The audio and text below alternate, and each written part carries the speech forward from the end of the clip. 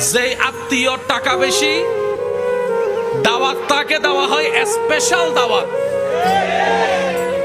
আর যতই কাছের রক্তের হোক না কেন, যদি টাকাওয়ালা না হয়, দাওয়াতও তেমন ভালো করে পাই না, মেহমানদারিও তেমন ভালো করে পাই না, খাবার খেয়েছি কি খাই নাই সেইটাও জিজ্ঞেস করার কেউ থাকে না।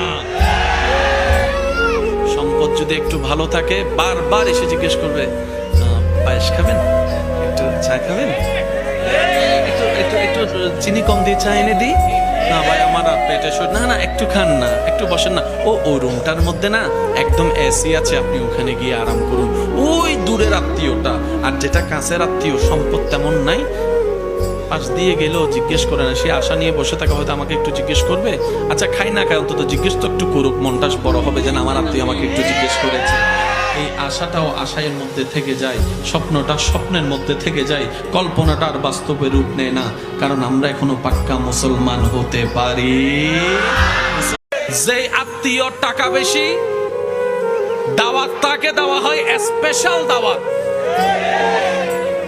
আর যতই কাছের রক্তের হোক না কেন, যদি টাকাওয়ালা না হয়, দাওয়াতও তেমন ভালো করে পাই না, মেহমানদারিও তেমন ভালো করে পাই না, খাবার খেয়েছি কি খাই নাই সেইটাও জিজ্ঞেস করার কেউ থাকে না।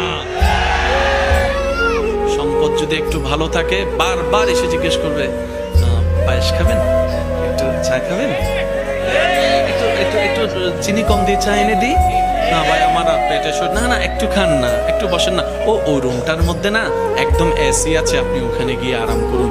ওই দূরের আত্মীয়টা।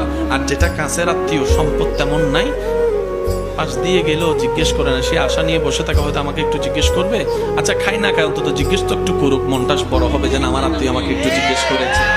এই আশাটাও আশায়ের মধ্যে থেকে যায়, স্বপ্নটা স্বপ্নের মধ্যে থেকে যায়, কল্পনাটা আর বাস্তবে রূপ নেয় না, কারণ আমরা এখনো পাক্কা মুসলমান হতে পারি।